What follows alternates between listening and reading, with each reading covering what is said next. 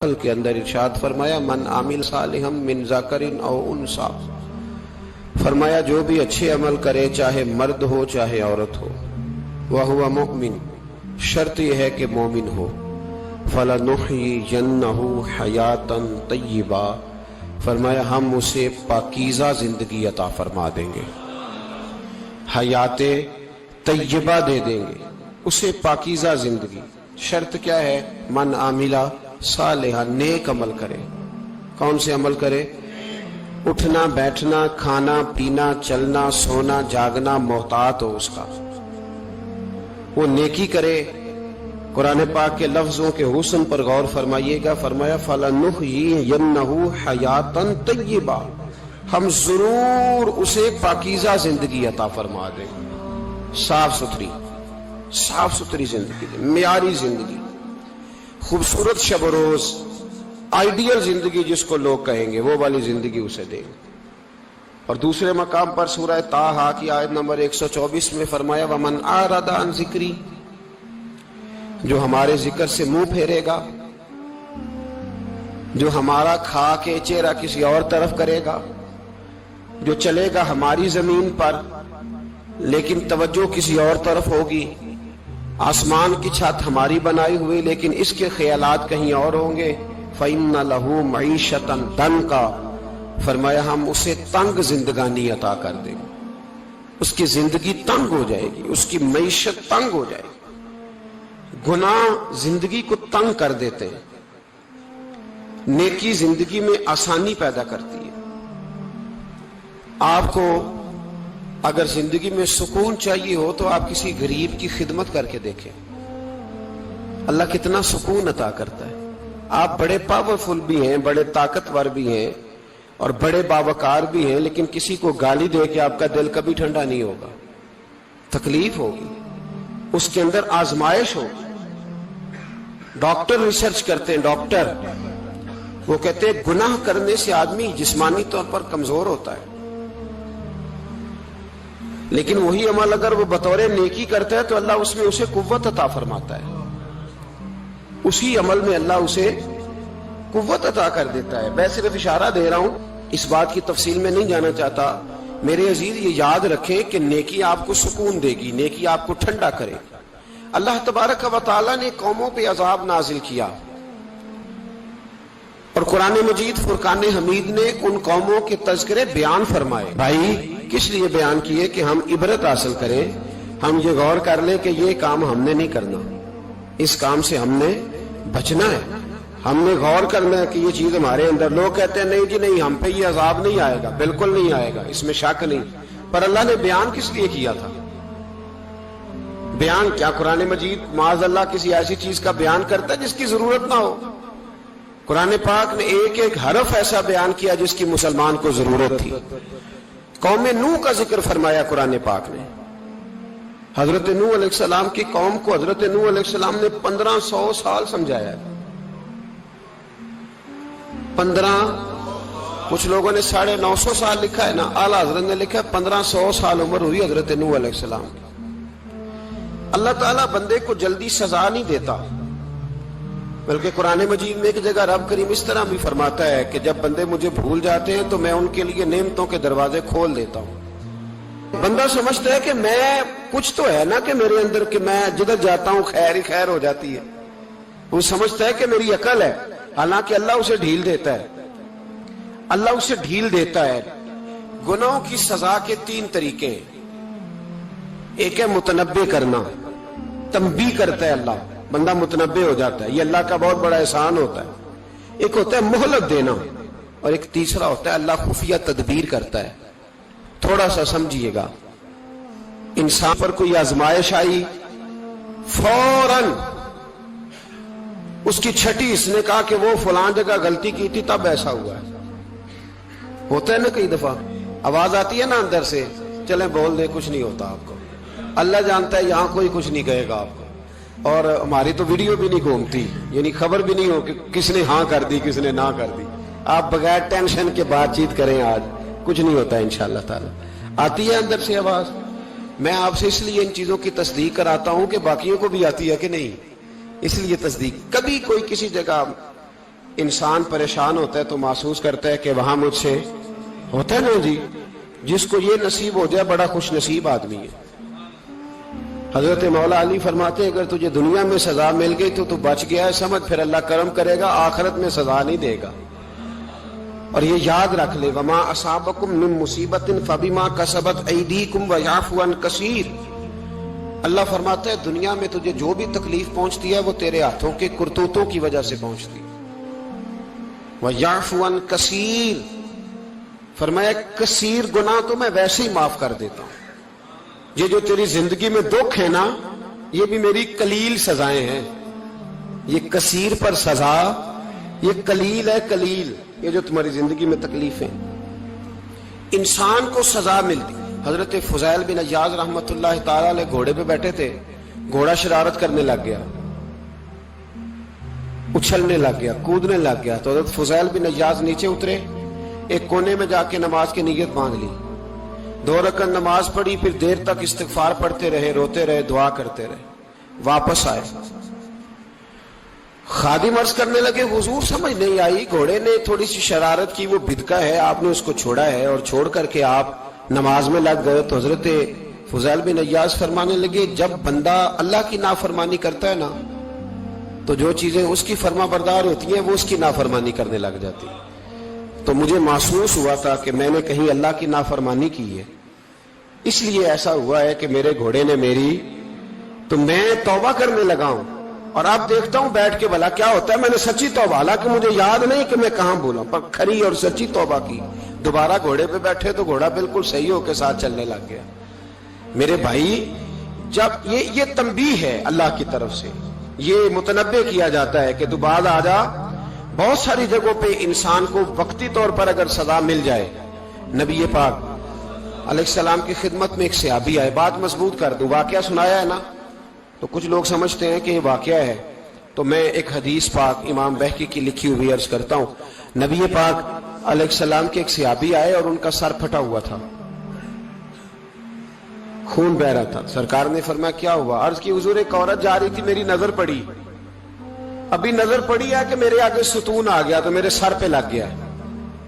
نبی پاک صلی اللہ علیہ وسلم نے فرمایا تیرے لیے خوشخبری ہے، اگر دنیا میں تیری غلطی کی تجھے سزا ملی ہے تو پھر رب تجھے قیامت میں سزا نہیں دے گا، پھر اللہ قیامت میں سزا۔ بعض گناہ ایسے ہیں جن کی یہاں بھی سزا ملے گی اور وہاں بھی ملے، لیکن میرے بھائی پہلی بات یہ ہے کہ اللہ تعالیٰ اس غلطی کی یہی سزا دے لے، اور دعا فرمائے اللہ تبارک و تعالیٰ یہاں بھی معافی عطا فرمائے، وہاں بھی معافی عطا فرمائے، اللہ درگزر ہی فرمائے۔ لیکن میرے بھائی ایک تو یہ سزا، ایک سزا یہ ہوتی ہے کہ انسان جب گناہ کرنے لگتا ہے تو اللہ نعمتوں کے دروازے کھولتا ہے، مہلت دیتا ہے۔ 500 سال تک فرعون کو مہلت دی، کتنے؟ یہاں جو 5 سال حکومت کر لیتا ہے وہ کہتا ہے سب سے قابل میں ہی ہوں، مجھے مہلت جو ملی ہوئی ہے۔ 500 سال مہلت دی اللہ تعالیٰ نے، اور فرعون کی قوم پر پتہ عذاب کس طرح کے آئے تھے؟ ٹڈیاں مسلط کر دی اللہ نے۔ یہ گھومتی نہیں چھوٹی سی، ہم اپنی زبان میں اس کو کچھ لوگ مختلف ناموں سے یاد کرتے ہیں، کوئی مکڑی کہتا ہے، کوئی کچھ کہتا ہے، مسلط کر دی، جاتی نہیں۔ ان پر بنی اسرائیل کے ان مقابل جو فرعون کی قوم تھی ان پر الزام اس طرح کا عذاب آیا کہ مینڈک مسلط کر دی اللہ تعالیٰ۔ برتن کھولتے تھے اندر مینڈک نکلتا تھا، دنیا کی ہر دوائی استعمال کرتے تھے لیکن مینڈک نکل آتا تھا۔ تھوڑا سا سمجھا کریں چیزوں کو، ہمارے رنگ نہیں زیادہ گورے کہ ہم پر عذاب نہیں آتا، کوئی بہت زیادہ اللہ تعالیٰ معاف فرمائے دولت نہیں جمع کرا بیٹھے شاہی خزانے میں کہ ہم سے پوچھا نہیں جائے گا۔ یہ مہلت ہے، مہلت کو مہلت سمجھو، پھر جب پکڑ آتی ہے نا اللہ کریم کی، میں نے دیکھا ہے کروڑوں روپیہ، 6 اولادیں۔ ایک شخص کے بچے باہر سے آ رہے تھے، وہ بندہ بیمار تھا، مجھے کہنے لگا حضرت جی دعا کریں میں ان کے آنے سے پہلے مر جاؤں ورنہ آ کے مجھے مار دیں گے، دعا کریں۔ اتنی بے سکونی، کروڑوں روپیہ پڑا ہے تو یہ عذاب نہیں؟ کوئی ضروری ہے کہ پتھر ہی برسیں گے تو سمجھ آئے گی؟ یہ جو سگا بیٹا بوڑھے باپ کے قریب سے گزر جاتا ہے، سلام نہیں لیتا تو اس کو عذاب نہیں سمجھتے؟ یہ جو امت کی بیٹیاں امت کی بچیاں، ہماری بچیاں ایک ایک سال کے اندر 75,000 ہزار بچی ایک ایک ڈویژن سے بھاگ کے شادی کر رہی ہے، اور ایک ایک صوبے سے. تو اس کو آپ اللہ کا عذاب نہیں سمجھتے؟ یہ معمولی بات ہے؟ نہیں ہمارے رنگ ہو رہے، ہم بڑے سمارٹ ہیں. 1500 سال مہلت دی نوح علیہ السلام کی قوم کو. کتنے سال؟ بول کے بتائیے، بول کے دوبارہ بولیے. 1500 سال. کوئی آدمی اپنی سمارٹنس پہ خوش نہ ہو جائے کہ 20 سال ہو گئے، میں تو نافرمانی بھی کر رہا ہوں، روٹی بھی پک رہی ہے، میں تو حرام بھی کھا رہا ہوں، پھر بھی سب ٹھیک ہے. 1500 سال مہلت دی. پھر حضرت نوح کہنے لگے اللہ میں نے تو بڑا سمجھایا، نہیں باز آتے. تو رب کریم نے فرمایا کشتی بناؤ. اللہ کے پیغمبر کشتی بنانے لگے تو قوم مذاق اڑانے لگ گئی. اب کیا کرنے لگے ہو؟ اب کشتی بنانے لگے ہو، خیر تو ہے، قوم مذاق اڑا رہی ہے. حضرت نوح علیہ السلام کا آپ نے کشتی بنائی. پانی کہاں سے نکلا؟ نہ بارشیں ہوئی نہ سیلاب آئے. ایک تندور تھا، اس کے اندر سے پانی نکلنا شروع ہو گیا. کبھی تندور سے بھی پانی نکلا ہے، پر جب نکالنے والا چاہتا ہے تو وہاں سے بھی ایک تندور سے پانی نکلا.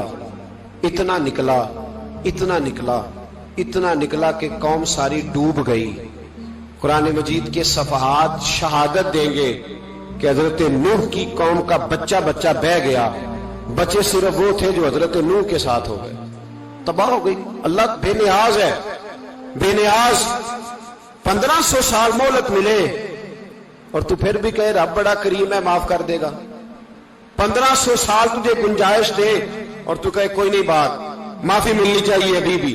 میرے بھائی، حضرت صالح علیہ السلام کی قوم، حضرت صالح نے تبلیغ شروع کی تو کہنے لگے پہلے معجزہ دکھاؤ. جی آج تو نہیں نا لوگ معجزے مانگتے.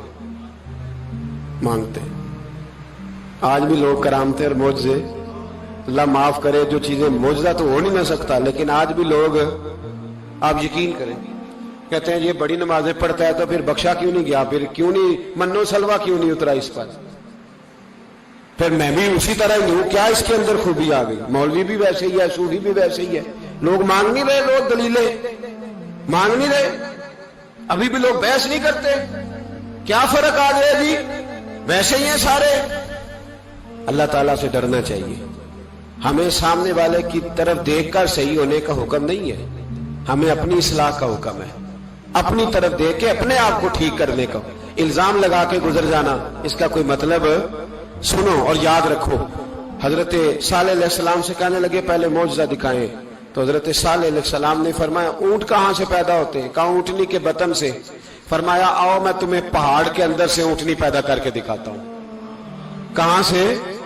پہاڑ کے اندر سے. حضرت نوح ساتھ لے کے گئے تو پہاڑ کے اندر سے اونٹنی نکلی، اور اونٹنی بھی گابن تھی، اس کے پیٹ میں بچہ. اور اونٹنی اتنا دودھ دیتی تھی کہ ساری بستی دودھ پی جاتی تھی، پھر بھی دودھ بچ جایا کرتا تھا. لیکن حضرت نوح علیہ السلام نے فرمایا تم نے دیکھ تو لیا یہ اسے، یہ جتنا دودھ دے گی روٹی بھی اتنی کھائے گی. ایک دن تم سارے پانی پیو گے، ایک دن یہ سارا پانی پیا کرے گی. ایک دن تم سارے باقی جانوروں کو گھاس کھلاؤ گے، ایک دن یہ اونٹنی. اور اونٹنی کا نام کیا؟ ناقۃ اللہ، اللہ کی اونٹنی. کس کی اونٹنی؟ نام کیا ہے؟ اللہ کی. یہ اللہ کی اونٹنی ہے. تو حضرت نوح علیہ السلام کی اونٹنی. فرمایا اس کی بے ادبی نہ کرنا. باز نہیں آئے لوگ، باز نہیں آئے. کہنے لگا جی دودھ دینا تو ٹھیک ہے، پر یہ جو سارا پانی پی جاتی ہے نا یہ صحیح نہیں. یہ جو ساری گھاس کھا جاتی ہے یہ نہیں ٹھیک. دودھ دینا تو ٹھیک ہے پر یہ نہیں صحیح. آپ نے فرمایا اسے کچھ نہ کہنا، اللہ کی اونٹنی ہے. میں کہا کرتا ہوں ان لوگوں نے ناقۃ اللہ کی بے ادبی کی. حضرت نوح علیہ السلام کی اونٹنی کی ٹانگیں کاٹ دی، صالح علیہ السلام کی. اور دیکھو اللہ بڑا بے نیاز ہے، اگر پیدا کرنا جانتا ہے تو حفاظت کرنی نہیں جانتا. لیکن رب کریم نے فرمایا نہ کرنا. انہوں نے ان کے پیر کاٹ دیے، کانوں پہ چھریاں لگائیں. اونٹنی جب مر گئی، اونٹنی اللہ تبارک و تعالیٰ کی اونٹنی جب مر گئی تو حضرت صالح علیہ السلام کی قوم پر رب کریم نے زلزلہ بھیجا. اذا زلزلت الارض زلزالہا. جب زلزلے آئیں گے اور جب ان کا زلزلہ آنا زلزلہ آتا ہے نا، کیا کرتی ہے قوم؟ لا الہ الا اللہ، لا الہ الا اللہ، کلمے جاری ہو جاتے ہیں۔ بلکہ ایک دفعہ ایسا بھی ہوا کہ مسجدوں میں اعلان ہونے لگے زلزلہ آ رہا ہے، جو فجر کے لیے نہیں اٹھے زلزلے کے لیے وہ بھی اٹھ گئے، جن کا دعویٰ ہے نا میری سویرے آنکھ نہیں کھلتی، ان کی لگی نہیں کتنے گھنٹے، بعد میں بھی نہیں لگی، ٹی وی پہ اعلان ہوتے رہے کوئی نہیں آ رہا سو جاؤ چپ کر کے، لیکن آنکھ لگی۔ موت سے تو ڈرتا ہے، اللہ سے ڈرتا ہی نہیں، موت کا خوف ہے رب کا نہیں۔ زلزلہ آیا، ساری قوم تباہ ہو گئی۔ بتاؤ اگر ناقت اللہ کی گستاخی ہو تو اللہ ناراض ہو جاتا ہے، اور اگر اولیاء اللہ کی ہو، اگر اولیاء اللہ کی ہو تو رب ناراض نہیں ہوتا؟ شرم نہیں آتی لوگوں کو داتا صاحب کی بے ادبی کرتے، شرم نہیں آتی لوگوں کو غوث اعظم کی گستاخی کرتے، حیا نہیں آتی جنہوں نے دین پھیلایا ان کی بے ادبی؟ میں درد سے کہتا ہوں، رو کے کہتا ہوں، اور اگر کلیجہ پھٹ سکے تو میں دکھاؤں زخم کتنے۔ ایک حج کے موقع پر ایک بابا جی، اس سال 4,80,000 روپے کا پرائیویٹ حج تھا، اور بابا جی کی کیفیت کمزور تھی، بیچارے بیمار تھے، اس کے باوجود وہ گئے۔ بوڑھے آدمی، جا کے بیٹھیے، بزرگ، اور کتنی مشکل ہے وہاں منا، مزدلفہ، عرفات، طواف زیارت، کتنا مشکل کام ہے طواف زیارت کرنا، طواف وداع کرنا، کس کٹھن سے حج کیا، بڑھاپے میں پیسے بھی لگائے، اور جب وہ روضہ رسول پہ گئے صلی اللہ، اور انہوں نے جا کے نبی پاک صلی اللہ علیہ وسلم کے روضے کی طرف منہ کر کے درود شریف پڑھا تو ایک ملا نے اٹھ کے کہہ دیا تو مشرک ہے۔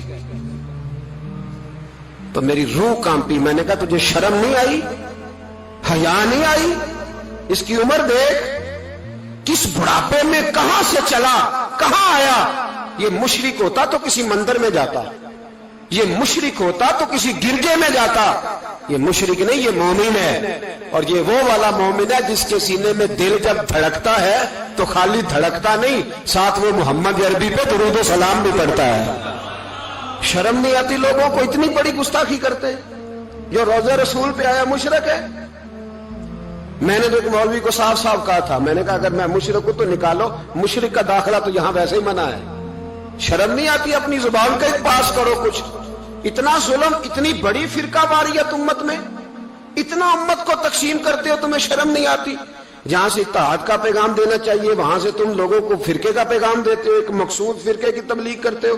خدا را، تو میں کہہ رہا ہوں ناقت اللہ کی بے ادبی پہ عذاب آتا ہے، تو اولیاء اللہ کی بے ادبی پہ نہیں آتا؟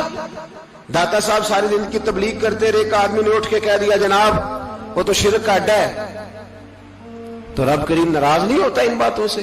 ہمیں خیال کرنا چاہیے، اللہ سے ڈرنا چاہیے، ان چیزوں سے عذاب آتا ہے اور آ رہا ہے۔